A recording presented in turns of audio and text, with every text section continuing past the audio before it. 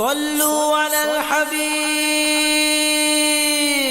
میرے عزیز دوستو، زندگی میں انسان کوئی بھی ارادہ کرتا ہے، کوئی بھی پروگرام بناتا ہے تو وہ چاہتا ہے کہ میرے ارادے، میرے پروگرام اور میں نے جو نیتیں کی ہیں وہ منزل مقصود تک پہنچ جائیں۔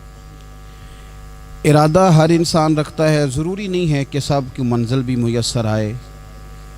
کچھ لوگوں کا مقدر رستہ بھی ہوتا ہے، کچھ لوگوں کا نصیبہ، کچھ دیر کا سفر بھی ہوتا ہے۔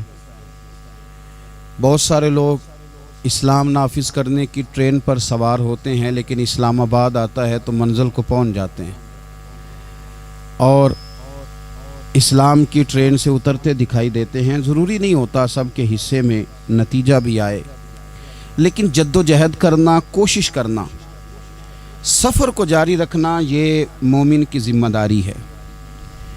میں یہ دیکھ رہا ہوں کہ آج کل تیزی کے ساتھ ہماری ملت کے جوان تھوڑے سفر کے بعد تھکنے لگیں، تھوڑا رستہ طے کرنے کے بعد مایوس گفتگو کرنے لگیں۔ اللہ تبارک و تعالی نے انسان کی اور بالخصوص بندہ مومن کی تربیت کرتے ہوئے کہا ہے کہ یا ایھا الذین آمنوا اصبروا، اے ایمان والو صبر کرو، وصابروا اور ڈٹے رہو، ورابطوا اور کمر بستہ رہو، جد و جہد کرتے رہو، واتقوا اللہ اور اللہ سے ڈرو، لعلکم تفلحون تاکہ تم فلاح پا جاؤ۔ صبر کرو، ڈٹے رہو اور جد و جہد جاری رکھو، ورابطوا کمر بستہ رہو، پڑھتے رہو۔ میدان کربلا کے اندر دو چیزیں جو سب سے زیادہ نمایاں ہیں اور جو سب سے زیادہ واضح ہیں، جو بڑی نکھری ہوئی ہمیں دکھائی دیتی ہیں، اور وہی دو چیزیں ہیں جس کی آج ہمارے اندر تیزی سے کمی ہوتی جا رہی۔ بڑے یہ شکایت کرتے ہیں کہ آپ نوجوانوں کو سمجھائیں، ان کو جلدی کاہے کہ یہ حالات ٹھیک ہو جائیں گے۔ بعض جگہوں پہ چھوٹے یہ کہتے ہیں کہ ابا جی سے اور دادا جی سے آپ یہ کہیں کہ کام اپنے وقت پہ ہونا ہے، جلد باز نہ ہوا کریں۔ میدان کربلا نے انہی دو چیزوں کا ہمیں سبق دیا ہے۔ وہ چیزیں کیا ہیں؟ ایک صبر، ایک استقامت۔ آپ اپنی زندگی حوصلے کے ساتھ گزاریں اور اپنے سفر کو جاری رکھیں، استقامت کے ساتھ آگے بڑھتے رہیں۔ یہ دو چیزیں سبق ہیں میدان کربلا کا۔ میدان کربلا کے اندر جو چیز سب سے زیادہ اہل بیت نبوت کی طرف آئی ہے وہ ظلم ہے، ستم ہے، جفا کشی ہے، اور اہل بیت نے جو سب سے بڑھ کر کر کے دکھایا ہے وہ ان کا صبر ہے۔ یہ صبر اور استقامت کی ایک مثال علماء نے لکھی ہے۔ جس طرح دریا کے دو کنارے ہوتے ہیں نا، اگر وہ دو کنارے دریا کے موجود رہیں تو وہ دریا اپنے مقام پہ جا کے کھیت کو پانی دیتا ہے، کھلیان کو پانی دیتا ہے، سبزیاں اگتی ہیں، درخت اگتے ہیں، زمین بنجر ہو تو اس کی آبیاری ہوتی ہے۔ اگر وہ دو اس کے بند سائیڈوں پہ قائم رہیں، لیکن اگر وہ بند درمیان سے نکال دیے جائیں تو وہی دریا تباہی مچا دیتا ہے، سیلاب آ جاتا ہے۔ انسان کی زندگی میں صبر اور استقامت دو بند ہوتے ہیں میرے بھائی، یاد رکھنا۔ اگر آپ کے اندر صبر اور استقامت ہے تو آپ کی خواہشات کنٹرول میں رہتی ہیں، اور اگر یہ صبر اور استقامت آپ سے چھوٹ جاتا ہے، بڑا کچھ لوگ کہیں گے، بڑی باتیں کریں گے، بڑا کچھ سنایا جائے گا، اپنے بیگانے کئی رستوں پر کئی جملے کسیں گے، اگر یہ دونوں بند ٹوٹ گئے تو آپ کی خواہشات بے لگام ہو جائیں گی، وہ آپ سے وہ کام کرائیں گی جو آپ نے خواب میں بھی نہیں سوچا ہوگا۔ صبر اور استقامت، میں پڑھ رہا تھا، علماء نے لکھا ہے کہ قرآن پاک میں اللہ نے 90 کے قریب، تقریباً 90 مرتبہ صبر کا ذکر کیا ہے، اور حدیث پاک میں میرے رسول پاک نے تقریباً 900 مرتبہ صبر کی تلقین فرمائی ہے۔ قرآن مجید تو کسی بات کو اشارتاً کر دے تو وہ کافی ہے، لیکن جگہ جگہ قرآن مجید نے کہا، جگہ جگہ کہا، یا ایھا الذین آمنوا اصبروا وصابروا ورابطوا، ایمان والو صبر کرو، ڈٹے رہو، کمر بستہ رہو، واتقوا اللہ، اللہ سے ڈرو، لعلکم تفلحون، اس امید پر کہ تم فلاح پا جاؤ۔ اپنی زندگی تھوڑی سی حوصلے والی گزاریں۔ آپ کسی کی محبت میں کوئی جملہ کہے تو اسے بھی ذرا سہنا سیکھیں، اور کسی اپنے کے خلاف جب کوئی بندہ بات کرے تو اسے بھی سہنا سیکھیں۔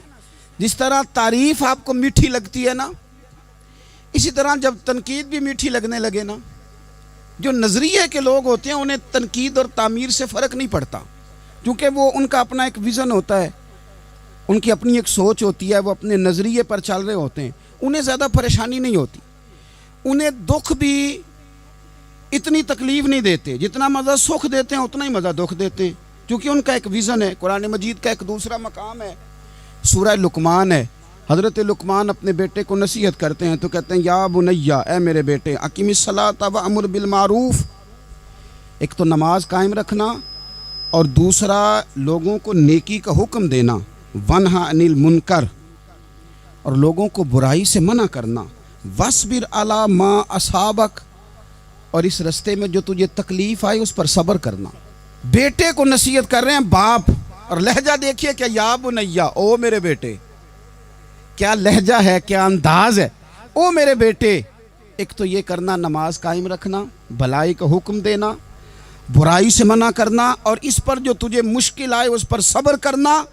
اور پھر کیا کہتے ہیں، قرآن مجید کا انداز دیکھیے، فرمایا ان ذالک من عزم الامور، بے شک یہ بڑی ہمت والے کام ہیں، نیکی کا حکم دینا، برائی سے منع کرنا، نماز پڑھنا اور مصیبت پر صبر کرنا، یہ ہمت والے کام ہے پتر، ہمت والے کام ہے، ذرا ڈٹ کے کرنا، بے حوصلہ نہ ہونا۔ ایک بزرگ بیٹھے تھے، اللہ کے نیک بندے بھی تھے اور تجارت بھی کرتے تھے، لاکھوں کا کاروبار تھا، بزرگ بیٹھے ہوئے ہیں تو اچانک خبر ملی کہ حضرت صاحب پڑھا رہے تھے سبق، خبر ملی کہ آپ کا وہ جو ایک جہاز تھا نا مال بردار، وہ جہاز آپ کا ڈوب گیا پانی میں۔ فرمانے لگے الحمدللہ، سبق پڑھاتے رہے، 2-4 گھنٹے گزرے تو ایک بندہ پھر آیا، اس نے آ کے کہا حضور مبارک ہو، وہ جو جہاز ڈوبنے والی خبر تھی وہ غلط تھی، وہ جہاز آپ کا بالکل ٹھیک ٹھاک ہے، لاکھوں روپے بچ گئے۔ فرمانے لگے الحمدللہ، سبق اسی روٹین سے پڑھاتے رہے، پہلی نقصان کی خبر آئی تو پھر بھی الحمدللہ، اور دکھ کی خبر آئی پھر بھی الحمدللہ، سکھ کی آئی تو پھر بھی الحمدللہ، سبق اپنی روٹین سے پڑھاتے رہے، سفر جاری رہا، رکے نہیں۔ اختتام ہوا تو طلباء کہنے لگے حضور اتنے بڑے نقصان کی خبر آئی، جملہ ہی کوئی نہیں ٹوٹا آپ کا، لفظوں کے اندر کہیں ہم نے اتار چڑھاؤ نہیں دیکھا، حضور چہرے پر کوئی پریشانی نہیں، اور پھر اتنی بڑی خبر ملی خوشی کی، کوئی آپ کی آنکھوں میں روشنی نہیں آئی، کوئی ہم نے آپ کا چہرہ بدلتے نہیں دیکھا، معاملہ کیا ہے؟ تو فرمانے لگے معاملہ ایک ہی ہے، دکھ بھی رب کی طرف سے ہے، سکھ بھی رب کی طرف سے ہے، تو دکھ قبول محمد بخشا راضی رہن پیارے، اگر سارا کچھ اسی کی جانب سے ہے تو یہ تو کوئی بات نہ ہوئی کہ دکھ آنے پہ بندہ کہے ہو یہ کیا بن گیا، سکھ آئے تو بندہ کہ دیکھا میں نے محنت کی تھی تو کامیاب ہو گیا۔ امام علی مقام رضی اللہ تعالیٰ عنہ کی فکر کو سمجھ جاؤ، جب وہ مصطفیٰ کریم کے کندھوں پہ تھے پھر بھی الحمدللہ، اور جب ان کا سر نیزے کی نوک پہ تھا پھر بھی الحمدللہ۔ کسی مقام پر کسی جگہ بھی حسین ابن علی شکوہ کرتے نظر نہیں آتے، سیدنا امام علی مقام ہر مقام پہ کہتے ہیں الحمدللہ الحمدللہ الحمدللہ۔ جب تک وہ مسجد نبوی کے منبر پر جلوہ فراز تھے اور جب تک زمانہ ہاتھ باندھے ان کے سامنے کھڑا تھا پھر بھی الحمدللہ، اور جب ان کے بچوں کے ہاتھوں میں ظالموں نے زنجیریں ڈال دیں تو پھر بھی الحمدللہ، جب تک سورج چاند بھی سیدہ زینب کے گھر کے قریب سے گزرتے تھے تو ذرا تھوڑی نظر ہٹا کے گزرتے تھے، مالک پھر بھی الحمدللہ، اور جب شام کے بازار میں پردیسی بہن اپنے بھائی کا کٹا ہوا سر لے کے سفر کر رہی تھی تو پھر بھی الحمدللہ، مارو مارو نہ مینو مار مکاؤ، میں کوئی عذر نہ پیش لے آواں تے جے سونا ہی میرے دکھ وچ راضی، جے سونا ہی میرے دکھ وچ راضی تے پھر سکھ نو چلے ڈاواں۔ یہ الحمدللہ کا مزاج لاؤ، یہ روز جو گھر میں لڑائی کرنا، روز اختلاف رائے کی بات کرنا، روز کبھی کسی کی غیبت کرنا، کبھی کسی کی کرنا، کبھی کسی چوک میں بیٹھ کے شکوہ کرنا، کبھی کسی چوک میں بیٹھ کے شکوہ کرنا، کبھی کہنا کہ فلاں جگہ میں ناکام ہو گیا، فلاں کی وجہ سے ہو گیا، یہ کچھ شیوا ہے مسلمانی کا؟ مسلمان ہر حال میں اللہ کی تسبیح پڑھتا ہے، مسلمان ہر حال میں اپنے رب کو یاد کرتا ہے، وہ کہتا ہے بہار ہو کے خزاں لا الہ الا اللہ، خودی کا سر نہاں لا الہ الا اللہ، خودی کا تیغ فساں لا الہ الا اللہ۔ اور اگرچہ بت ہیں جماعت کی آستینوں میں، اگرچہ بت ہیں جماعت کی آستینوں میں، پر میری مجبوری ہے نا، مجھے ہے حکم اذاں، لا الہ الا اللہ۔ اپنی ڈیوٹی کرتا ہے وہ اپنے کام لگا رہتا ہے۔ آپ کبھی پلٹ کر میرے رسول پاک صلی اللہ تعالی علیہ وسلم کی خوبصورت زندگی کو دیکھیں نا، خوبصورت زندگی کو۔ میں کیا کروں، ہمارے مزاجوں میں باتیں ایسی آتی جا رہی ہیں، ہم انتظار کرنے کو تیار ہی نہیں۔ ابھی محنت کیا تو شام کو رزلٹ آنا چاہیے۔ جو پوری 5 دن نماز پڑھ لیتا ہے وہ کہتا ہے ابھی میں ولی نہیں بنا، اتنے دن ہو گئے نماز پڑھتے۔ جو پورا 40 دن پراپر طریقے سے درود پاک پڑھ لیتا ہے وہ کہتا ہے دیکھو مجھے ابھی تک زیارت ہی نہیں ہوئی نبی پاک صلی اللہ علیہ وسلم۔ جو ابھی کل آیا ہے اور کل ابھی اس شخص نے آ کر کے شروع کیا ہے سلسلہ، تو کہتا ہے اوہو میرا معرفت والوں میں نام کب آئے گا؟ وہ بھائی لوگوں کی زندگیاں گزر گئی، لوگوں کے احوال گزر گئے۔ میں بیٹھا تھا بزرگوں کی خدمت میں، تو ایک شخص نے آ کے کہا حضور میں آپ کے لیے سلام لایا ہوں فلاں عظیم ہستی کا۔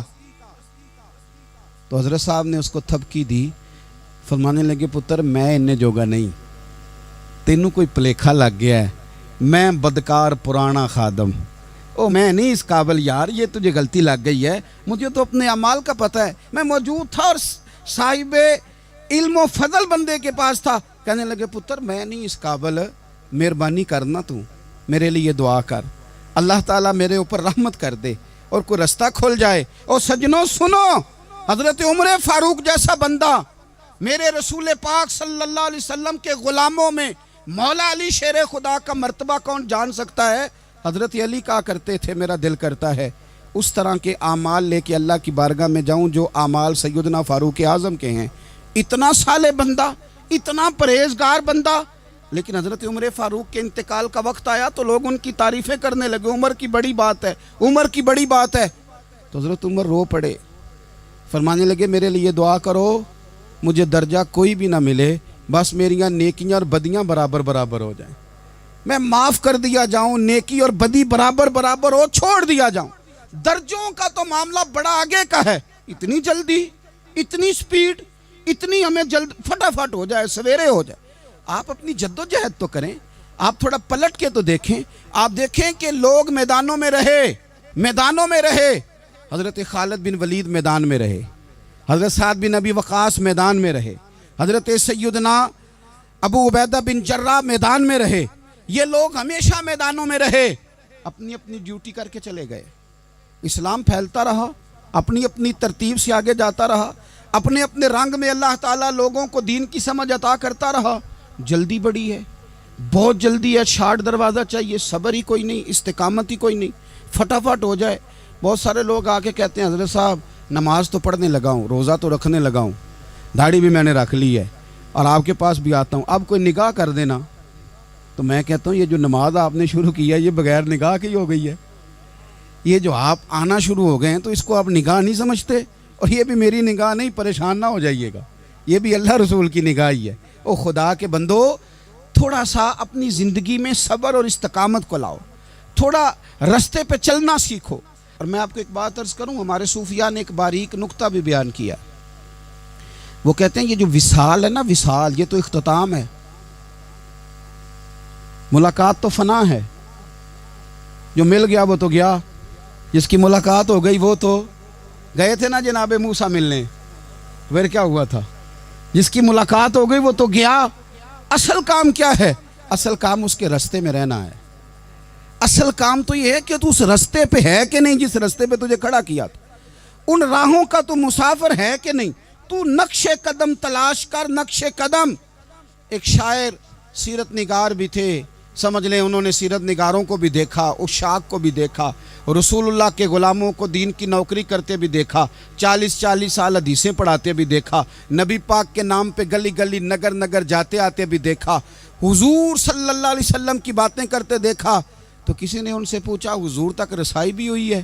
تو وہ سرکار کی بارگاہ میں مخاطب ہو کے کہنے لگے تیری معراج کہ تو جانے کہاں تک پہنچا، یا رسول اللہ معراج کی رات آپ کہاں تک گئے کوئی پتہ نہیں، کہنے لگے وہ تیری معراج کہ تو جانے کہاں تک پہنچا، اور میری معراج کہ میں تیرے خاک قدم تک پہنچا۔ میرے لیے تو اتنا کافی ہے کہ محبوب وہ جو تیرے قدموں سے کبھی گرد لگتی تھی مدینے کی، اگر میں وہاں تک چلا جاؤں تو میری تو معراج ہو گئی، میرا تو معاملہ حل ہو گیا، میں یہاں تک آ گیا تو ختم ہو گئی بات۔ تھوڑا سفر کریں۔ ایک تو یہ دیکھیں آپ کہ آپ کتنے بھی بڑے ہیں، کتنے بھی عظیم ہیں، کتنے بھی لائق ہیں، کتنے بھی نیک ہیں، پھر بھی آزمائش زندگی کا حسن ہے۔ میں مسافر ہوں، کوئی زندگی کے 11-12 سال ہو گئے ہیں مجھے سڑکوں پہ وقت گزارتے، تو میں بہت سارے لوگوں سے میں نے بڑا کچھ سیکھا ہے۔ میری جو گاڑی چلانے والے لوگ ہیں ان سے بھی میں نے بڑا کچھ سیکھا ہے۔ ایک میرا دوست تھا تو میں نے اس سے کہا کہ میرا خیال ہے موٹر وے پہ آپ کو گاڑی چڑھا دی جائے تو آپ کے لیے آسان ہے، تو کہنے لگا پیر صاحب ہے موٹر وے اوکھی جے چلانی۔ میں نے کہا وہ کس طرح؟ وہ کہنے لگے کہ موٹر وے پہ نا گاڑی چونکہ نہ کوئی سپیڈ بریکر ہے، نہ موٹر وے پہ کوئی چنگچی والا آگے آتا ہے، نہ زیادہ رش ہوتا ہے، تو سیدھی سیدھی چلاتے رہتے ہیں تو نیند آنے لگ جاتی ہے۔ اگر بار بار آئے نا سپیڈ بریکر اور بار بار بریک لگے تو آنکھ ذرا کھلی رہتی ہے۔ تو مجھے مسئلہ سمجھ میں آ گیا۔ میں نے کہا اس کا مطلب یہ ہے، اس کا معنی یہ ہے کہ جن کی زندگی بالکل سکھوں میں گزرتی رہتی ہے نا، آرام پسند ہو جاتے ہیں۔ جن کی زندگی بالکل آسانیوں میں بیتی ہے وہ آرام پسند ہو جاتے ہیں۔ اور اگر کبھی کبھی سپیڈ بریکر بھی آئے، کبھی کو دکھ بھی دیکھنا پڑے، کبھی کوئی اپنوں بیگانوں کی بات بھی سننی پڑے، کبھی کوئی قریب آتا دور جاتا دکھائی بھی دے، کبھی کوئی بیماری تندرستی، یہ حالات بدلتے رہیں، دن تبدیل ہوتے رہیں، تو پھر لطف بڑا آتا ہے، پھر مزہ بڑا آتا ہے۔ وہ کسی نے کہا تھا لگا نا جدو میدان ازل دا تے لوکی چوراں وانگ سدھائے، کسی نے لٹ لئی علم جوانی، کسے ہاسے چولی پائے، آزم ویک جہالت ساڈی اسی عشق خرید لے آئے۔ ویکھ نا جہالت ساڈی اسی عشق خرید لے آئے۔ اور پھر کہنے لگے کسے دے سر دستار امامت اس علم پڑھاون سکھیا ہے، تے کسے نے پہنے ہے فقر دا چوگا اس زہد کماون چکھیا ہے۔ آزم ویخ نصیبہ ساڈا اسی یار مناون سکھیا ہے۔ تو ویخ نصیبہ ساڈا اساں یار مناون سکھیا ہے۔ میرے عزیز زندگی کے اندر دیکھو، کائنات میں سب سے زیادہ محبوبیت میرے رسول پاک کی ہے۔ میرے نبی پاک صلی اللہ علیہ وسلم کی زلف کی بات بھی میرا رب کرتا ہے، حضور کی آنکھوں کی بات بھی میرا رب کرتا ہے، حضور سید عالم کے چہرہ والضحیٰ کی بات بھی کرتا ہے، زلف واللیل کی بات بھی اللہ کرتا ہے۔ میرا رب رسول پاک صلی اللہ علیہ وسلم کے سینہ علم نشرہ کی بات بھی کرتا ہے، پیشانی والفجر کی بات بھی کرتا ہے، حضور کی آنکھیں ما زاغ البصر کی بات بھی کرتا ہے۔ اتنی محبوبیت کہ رسول پاک چلیں تو اللہ اس کی بات بھی کرے، ہجرت کریں تو اس کی بات بھی کرے، جس شہر میں حضور رہیں اس کی قسم اٹھائے۔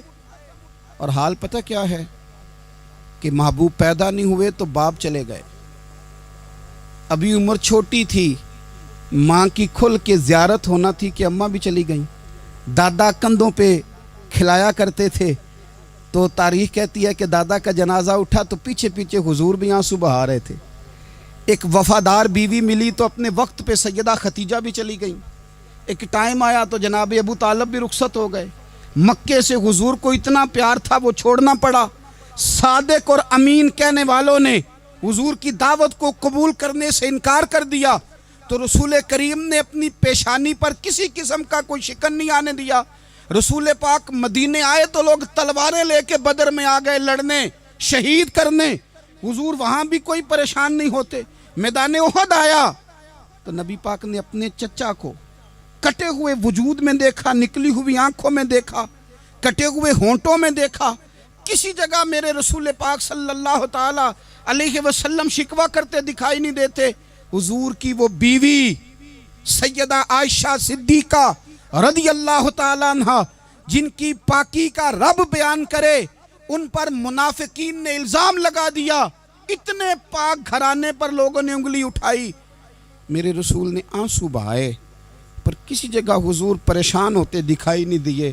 ہم ڈھونڈنے لگے، تلاش کرنے لگے۔ جب دروازہ رسول پہ گئے تو حضور خود بولے، میرے رسول فرمانے لگے، میرے غلاموں یاد رکھنا یہ صبر میری چادر ہے، یہ صبر میری چادر ہے، یہ حوصلہ میری چادر ہے۔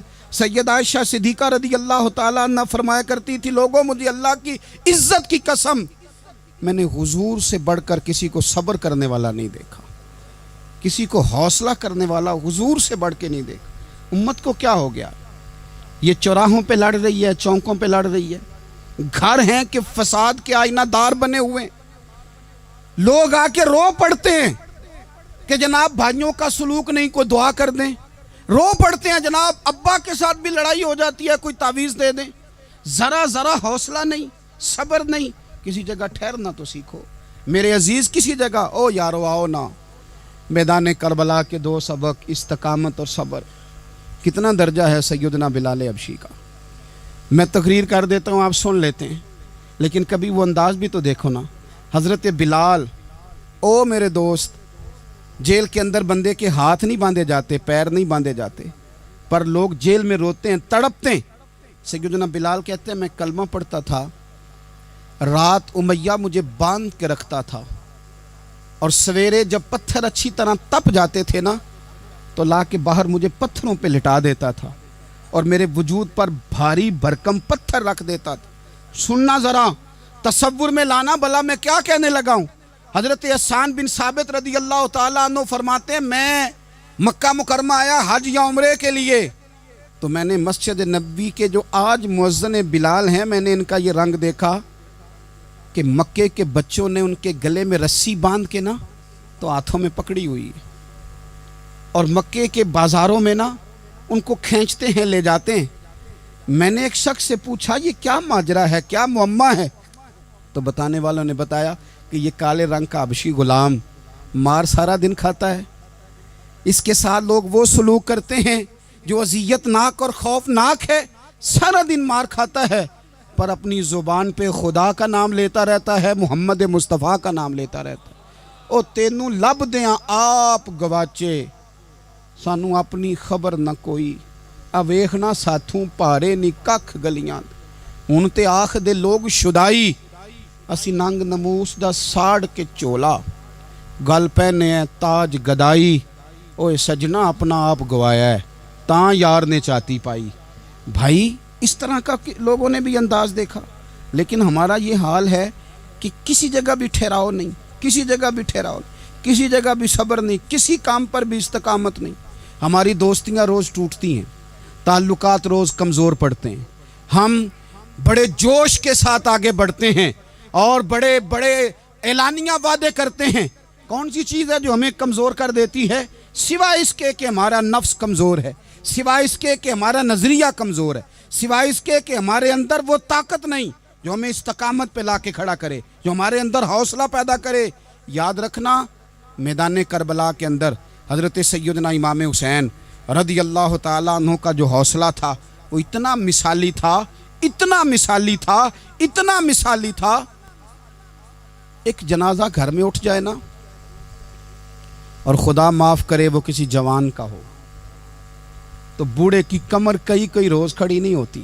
لیکن کربلا کے اس شاہ سوار کی کہانی بھی سننا میرے بھائی، جو اپنے کندھے پہ صبح سے لاشیں اٹھا کے لا رہے ہیں، صبح سے امام علی مقام لاشیں اٹھا کے لاتے ہیں۔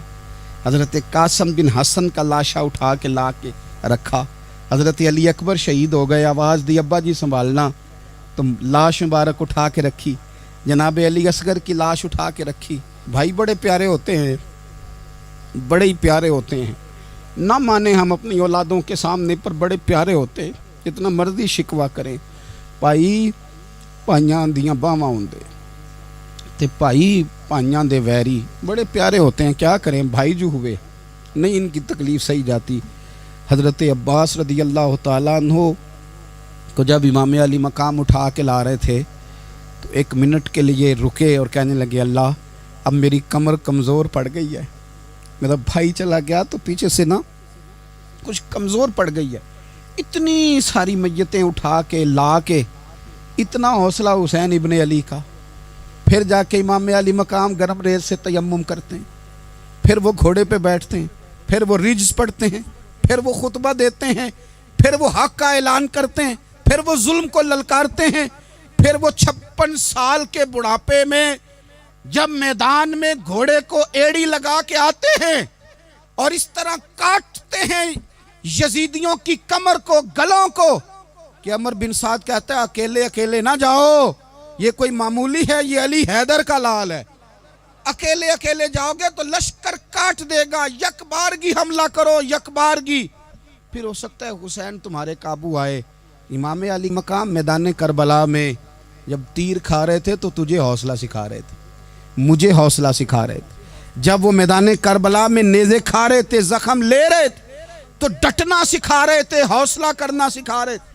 بات بات پہ کمزور پڑنے والوں، ملت کے جوانوں، ابھی تو تم نے بہت سارے اجالے لانے ہیں، ابھی تو کئی اندھیروں سے لڑنا ہے، ابھی تو کئی شمع جلانی ہے، ابھی تو بہت سارے گھر ہیں جو منتظر ہیں کہ تم انقلاب لاؤ گے، ابھی تو بہت ساری آبادیاں ہیں جہاں تم نے امن قائم کرنا ہے، ابھی تو بہت سارے شہر ہیں جہاں سے تم نے ظلم مٹانا ہے، ابھی تو بہت ساری جگہ ہیں جہاں تمہارے نام کے دیپ جلیں گے، جہاں تم جا کے اسلام کے نام کی تختی لگاؤ گے، ابھی تو بہت سارے مینارے ہیں جن پہ تم نے لا الہ الا اللہ محمد الرسول اللہ کے نام کا جھنڈا لگانا ہے، ابھی تو آگے بڑھنا ہے، ابھی تو بہت سارا کام کرنا باقی۔ اقبال کہنے لگے کہ وقت رخصت ہے کہاں، کام ابھی باقی ہے، اور لوگوں نور توحید کا اتمام ابھی باقی ہے۔ اور ایک شاعر اور بولے، وہ کہنے لگے مسلمانوں نہ گھبراؤ، خدا کی شان باقی ہے، ابھی اسلام زندہ ہے، ابھی قرآن باقی ہے۔ کافر کیا سمجھتے ہیں جو ہم سے روز الجھتے ہیں، ابھی تو کربلا کا آخری میدان باقی ہے، ابھی تو بڑھنا ہے، آگے سفر کرنا ہے۔ کمزور نہ پڑیں، اپنی زندگی کے اندر کسی جگہ بھی بیماری بھی آ جاتی ہے، تکلیف بھی آ جاتی ہے، آزمائشیں بھی آ جاتی، غریبی بھی آ جاتی، یہ آنے والی چیزیں ہیں تو آ جاتی۔ اپنی زندگی میں صرف 2 4 5 چیزوں کو لاگو کر لیں۔ ایک تو مخلص زندگی گزاریں، ریاکار زندگی نہ گزاریں۔ جو لوگ ریاکار ہوتے ہیں وہ بزدل ہوتے ہیں، جو ریاکار ہوتے ہیں وہ دکاندار ہوتے ہیں، جو ریاکار ہوتے ہیں وہ اداکار ہوتے ہیں، جو ریاکار ہوتے ہیں ان کے پاس ایک کریکٹر رہ جاتا ہے، اندر ان کے کچھ بھی نہیں ہوتا، خالی ہو جاتا ہے سارا۔ زندگی میں مخلص بنیں گے تو دلیر ہو جائیں گے، اخلاص کے ساتھ آپ زندگی میں سفر کریں، آپ مخلص ہو جائیں۔ میرے رسول پاک صلی اللہ علیہ وسلم نے فرمایا مخلص ہو جاؤ، اللہ کی رضا والے ہو جاؤ، مخلص ہو جاؤ، تمہارا تھوڑا عمل بھی تمہارے لیے زیادہ ہو جائے گا، تمہیں کفایت کر جائے گا تھوڑا عمل۔ اللہ کے علاوہ کسی سے ڈرنا چھوڑ دیں، غیر کا خوف دل سے نکال دیں، خوف نکال دیں، اپنی زندگی میں غیر کا خوف نکال دیں، نکال پھینکیں آپ امیروں کا خوف، نکال پھینکیں دنیا کیا کہے گی۔ یاد رکھنا عزتیں بھی رب دیتا ہے، ذلتیں بھی اس کی مشیت کا تقاضا ہوتی ہیں، رزق کا مالک بھی اللہ ہے۔ حضرت مولا علی سے کسی نے کہا کہ آپ اپنے ساتھ حارس کیوں نہیں رکھتے، گن مین کیوں نہیں رکھتے، باڈی گارڈ کیوں نہیں رکھتے؟ تو حضرت علی فرمانے لگے موت سب سے بڑی محافظ ہے، وقت سے پہلے آتی نہیں، آ سکتی نہیں۔ آپ غیر کا خوف نکال باہر پھینکیں۔ ایک جملہ میدان کربلا میں امام حسین نے کہا تھا، ایک جملہ، اور وہ جملہ اتنا طاقتور ہے کہ اگر سونے کے پانی سے لکھا جائے، ہیروں سے تولا جائے تو یہ ساری چیزیں کمزور پڑ جائیں۔ امام علی مقام میدان کربلا میں جب گھوڑے پہ سوار ہوئے، اللہ اکبر کہہ کے میدان میں آئے، اور آپ نے یزیدیوں سے کہا کہ تم ظالم ہو، جابر ہو، فاسق ہو، اطاعت تمہاری نہیں قبول کی جائے گی، اب بتاؤ لڑنا ہے کہ کیا کرنا ہے۔ جب وہ لڑنے کے لیے میدان میں آئے تو امام نے ایک جملہ کہا، فرمانے لگے لوگوں گواہ رہنا، آج میں نے عزتیں خرید لی ہیں اور ذلتیں دور کر دی ہیں۔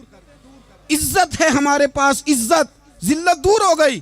اگر اس کے ظلم سے چھپ کے بیٹھ جاتے، اگر ان تلواروں کے سامنے کمزور پڑ جاتے، اگر اس بڑے لشکر کو پیٹھ دکھا دیتے تو یہ عزت والا معاملہ، لوگوں ہم نے عزتوں کا سودا کیا، ہم نے ذلتیں بھگا دی، ہم نے وہی سودا کیا جو ہمارے اجداد کا طریقہ تھا، جو ہمارے اسلاف کا طریقہ تھا، جو طریقہ ہم نے علی المرتضیٰ سے سیکھا تھا اور نبی مصطفیٰ سے سیکھا تھا، وہ طریقہ ہم نے کر دکھایا۔ اللہ کے غیر کا خوف نکال پھینکے زندگی۔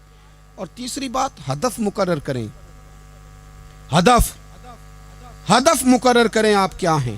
آپ دین کے دائی ہیں، آپ دین کے مبلغ ہیں، آپ دین کو مالی سپورٹ کرنے والے ہیں، آپ اخلاقی سپورٹ کرنے والے ہیں، آپ ایک تاجر ہیں، آپ کس طرح کر کے میدان میں ہیں، آپ ایک ویلفیئر شخصیت ہیں، لوگوں کا بھلا کرنے والے، آپ کیا ہیں؟ اپنی زندگی میں اپنے اہداف مقرر کریں، بے معنی بے مقصد زندگی نہ ہم نے ہدف بڑا چھوٹا مقرر کیا ہے۔ ایک بندے کا ہدف ہے کہ میں نے کروڑ پتی بننا ہے، بن گیا وہ کروڑ پتی، اب کیا کرے؟ اب وہ ٹینشن میں ہے، کیا کروں؟ ہدف چھوٹا تھا نا، وہ پورا ہو گیا۔ ایک بندے کا ہدف تھا میں نے بڑی دکان خریدنی ہے، خرید لی، اب کیا کرے؟ اب ٹینشن میں ہے، آگے کدھر جائے؟ ایک بندے کا ہدف تھا میں نے وزیر بننا، بن گیا، یہ چھوٹا ہدف ہے، یہ ہدف کبھی بھی آپ قبول نہ کریں۔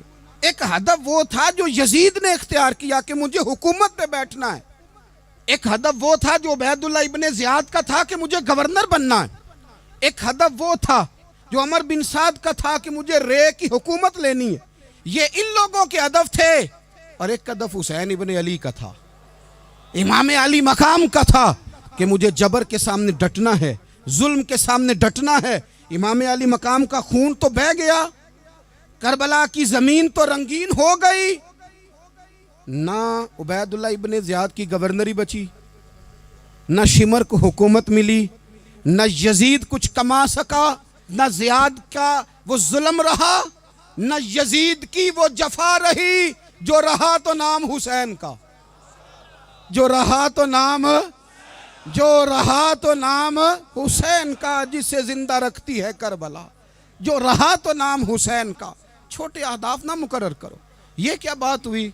ایک کونسلری پہ سارا کچھ ہار دینا، ایک بچے کے میڈیکل کالج کے داخلے پہ سارا کچھ ہار دینا، ایک ہلکی چیز سفارش پہ سارا کچھ ہار جانا، ایک بڑے آدمی کے نام فوٹو آ گئی اور تو سارا کچھ ہار کے بیٹھ گیا۔ نہ اپنی قیمت تھوڑی نہ لگا، جگہ جگہ نہ بکا کر، جگہ جگہ نہ بکا کر، جگہ جگہ نہ اپنے آپ کو سیل کیا کر۔ ہمارے سودے ہو گئے، ہمیں حضور نے خرید لیا، مدینے کی گلی میں سودا ہو گیا۔ سودا کس نام پہ ہوا؟ کس نام پہ ہوا؟ ہم نے صرف اتنا کہا کہ یا رسول اللہ میدان محشر کہہ دینا کہ وہ دیکھو ہمارا غلام آ رہا ہے، بس اتنی سی بات پہ سودا ہوا، بک گئے، طے کر لیا، اس کو معراج سمجھا۔ بھائی کمزور کیسے پڑ گئے ہم؟ کس مقام پہ کمزور پڑ گئے؟ کہاں جا کے ہمارے اندر کمزوری آئی؟ استقامت، صبر، حوصلہ، ڈٹنا، مضبوط ہونا۔ ہم نا سوشل میڈیا دیکھ کے رائے قائم کرتے ہیں، آج کل یہ ہو رہا ہے تو لہذا اب بھی یہ کر دیں، کل وہ ہو رہا ہے تو لہذا اب بھی وہ کر دیں۔ ہمارا نظریہ کتاب و سنت ہے، ہمارا نظریہ وہ ٹرینڈ نہیں جو آج کل فلانی جگہ پہ چل رہا ہے، ہمارا نظریہ ہمارے بزرگوں کے 1400 سالہ نظریات ہیں۔ آپ 4 5 6 خبریں دیکھ کے نظریہ نہ بنایا کریں، نظریہ اللہ کی کتاب دیکھ کے بنائیں، رسول اللہ کا فرمان دیکھ کے بنائیں۔ 5 7 10 20 اینکر جہاں آپ کو لے کے جائیں وہ والا ذہن نہ بنائیں، ذہن وہ بنائیں جو ذہن ہمیں سیدنا امام حسین نے عطا فرمایا ہے۔ اپنی زندگی میں ایک تو اخلاص لائیں، اللہ کے غیر کا خوف نکالیں، ہدف مقرر کریں، اور مزاج جد و جہد والا بنائیں، جد و جہد والا۔ میرے حضرت صاحب، میرے تاج الشریعہ، میرے شیخ، میرے مربی، میرے محسن، سرمایہ حیات، میری آنکھوں میں بھی وہ جلوہ ہے کہ میں نے ان کو دیکھا ہے۔ انہوں نے اپنی زندگی ایک کونے سے شروع کی، پوری دنیا کا انہوں نے سفر کیا۔ انہیں پتہ تھا کہ بریلی شریف میں لاکھوں لوگ آتے ہیں، یہاں عرس ہوتے ہیں، لیکن ان کی ایک وصیت ہے، وہ بہت ساری جگہ آڈیو ریکارڈنگ بھی اس کی موجود ہے۔ حضرت نے فرمایا تھا میں زندگی میں رسول اللہ کے دین کے لیے نکلا ہوا ہوں، میں جگہ جگہ سفر کرتا رہتا ہوں، میری وصیت ہے اس رستے میں اگر کہیں میرا آخری وقت آئے تو مجھے بریلی شریف نہ لے کے جانا، اسی راہ میں مجھے دفن کر دینا، اسی راہ میں، اسی جگہ دفن کر دینا۔ میں چاہتا ہوں اسی راہ پہ دفن ہو جاؤں، اسی جگہ۔ عدم سے لائی ہے ہستی میں آرزو رسول، دیکھو ہمیں کہاں کہاں لیے پھرتی ہے جستجو رسول، کہاں کہاں لیے پھرتی ہے جستجو رسول، اور میں اپنی حیاتی تو قربان تھی وہاں۔ دیکھو محمد پکیندے گزر گئی، احد نال احمد صدیندے گزر گئی۔ کہا کہ اسی رستے میں نا، اسی رستے میں، یعنی رستہ ہو اور جب آخری وقت کا اعلان ہو تو لوگ کہیں کہ وہ تو حضور کے دین کی بات بتانے گیا تھا، اور کوئی کہے وہ تو ابھی ابھی رسول اللہ کا دین سنا کے گیا تھا، اور کوئی کہے کہ اس نے تو کل بھی وعدہ کیا تھا کہ وہ آئے گا اور حضور کی بات سنائے گا۔ عدم سے لائی ہے نا ہستی میں ہمیں آرزو رسول۔ لوگوں دیکھو نا ہمیں کہاں کہاں لیے پھرتی ہے جستجو رسول۔ پھر عجب ہی نظارہ ہو میدان حشر میں بے دم کہ سب ہوں پیش خدا، اور میں روبرو رسول۔ اپنی زندگی میں اہداف مقرر کریں لوگوں۔ ہم نے اپنے بچوں کو، اولادوں کو، قبیلوں کو، بستیوں کو، برادریوں کو بڑا کچھ دیا ہے۔ آؤ نہ آج ہم اللہ کے حضور کچھ ارادے کریں کہ ہم اپنے دین کو بھی کچھ دیں گے، ہم اپنے مذہب کے لیے بھی کچھ کریں گے۔ آپ یقین کریں کالج مضبوط ہو گئے، مدارس کمزور ہو گئے۔ آپ یقین کریں کھیل کے اڈے آباد ہو گئے۔ خدا را اپنے دین کے لیے بھی سوچنا سیکھیں، اپنی اسلامی اقدار کے لیے بھی سوچنا سیکھیں، دین کی سربلندی کے لیے بھی سوچنا سیکھیں۔ میری زندگی کا مقصد تیرے دین کی سرفرازی، میں اسی لیے مسلمان، میں اسی لیے نمازی۔ حضرت عمر فاروق رضی اللہ تعالیٰ عنہ نا ہاتھ کے اندر تلوار لے کے دین کی پہرے داری کو نکلتے تھے۔ امام حسین نے تلوار لی، میدان میں دین کی پہرے داری کو نکلے، دین کی اقدار بچائی ہیں امام حسین۔ کسی شاعر نے کہا تھا دین نبی دا وانگ یتیمہ رووے تے کرلاوے، آکھے او لوکو میں کتھوں لباں عمر بہادر جڑا مینوں سینے لاوے۔ امام حسین نے اقدار بچائے دین کے۔ فرمایا فاسق، فاجر، ظالم، شرابی یہ مسلمانوں کے حکمران ہو سکتے؟ تو جو اقدار امام علی مقام بچانے نکلے ساری اولاد سمیت، ان کو بچانے کے لیے میں اور آپ کیا اقدامات کر رہے ہیں؟ ہم کیا کر رہے ہیں؟ ہمارے ملک کے اندر آہستہ آہستہ آپ غور کر لیں زنا بالجبر کہاں چلا گیا۔ معاذ اللہ عام زنا کے حالات کتنے خوفناک ہیں، زیادتیوں کی شرح کتنی بڑھ گئی ہے۔ آپ دیکھیں روز وہ خبریں، وہ چیزیں سنی نہیں جاتی۔ معصوم بچیاں، جنسی درندگی کے جو حوال ہیں، ابھی بھی لوگوں کو انتظار ہے کہ انہوں نے حسینی کب بننا ہے، فکر حسینی کے پاسبان بنے۔ یہی تو وقت ہے جب امام علی مقام آپ کو پکار رہے ہیں۔ اپنے اپنے چکر میں الجھ کر اقبال کہتے ہیں ہر کوئی مست مئے ذوق تن آسانی ہے، حیدری فقر نے دولت عثمانی ہے، تم کو اسلاف سے کیا نسبت روحانی ہے، وہ معزز تھے زمانے میں مسلمان ہو کر، اور ہم خار ہوئے تار کے قرآن ہو کر۔ اٹھنے کا وقت ہے، ارادے کرنے کا وقت ہے، اسلامی اقدار اپنے گھروں میں، اپنی جمعیت میں، اپنے قبیلے میں اس کے نفاذ کا وقت ہے۔ جد و جہد کریں، آگے بڑھیں، ہمت کریں۔ جس کی کوئی نماز آج کی رہ گئی ہے وہ ساری نمازیں پوری کر کے، جو قضا ہیں وہ ادا کر کے سوئے۔ اللہ کی بارگاہ میں استغفار پڑھیں، توبہ کر کے اپنے وقت کو بتائیں۔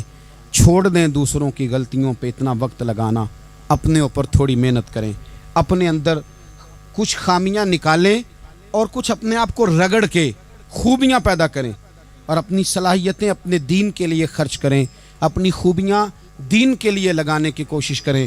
ہم بھی دوبارہ سے تجدید عہد وفا کرتے ہیں، دوبارہ سے آج کہتے ہیں کہ یا رسول اللہ صلی اللہ علیہ وسلم، ہمارا وعدہ ہے کہ میری زندگی کا مقصد تیرے دین کی سرفرازی، میری زندگی کا مقصد تیرے دین کی سرفرازی، میں اسی لیے مسلمان، میں اسی لیے نمازی۔